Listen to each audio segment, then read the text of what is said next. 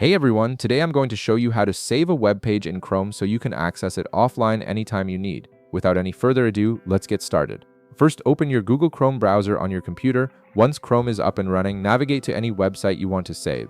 This could be an article you want to read later, a recipe you're planning to try, or any other web page you'd like to keep a local copy of on your device. Now, once you're on the page you want to save, direct your attention to the upper right corner of your Chrome window.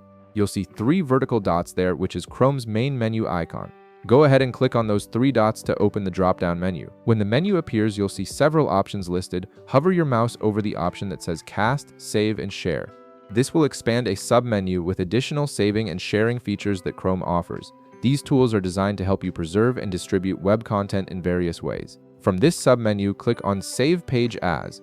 This action will open a File Explorer window where you can choose exactly where on your computer you want to store this web page. The saved file will include the HTML content and associated resources, allowing you to view the page even without an internet connection. Next, you'll need to locate the file location where you want to save your web page. Browse through your folders and select a destination that makes sense for you. Maybe you have a dedicated Saved Articles folder, or perhaps you want to save it directly to your desktop for easy access.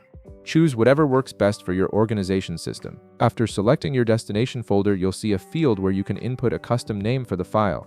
By default, Chrome will use the page's title, but you can change this to something more descriptive or easier to remember.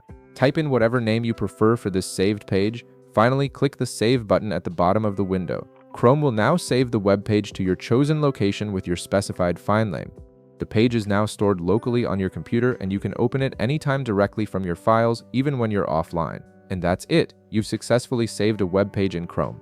If this video helped you out, be sure to leave a like, subscribe, and I'll see you in the next one.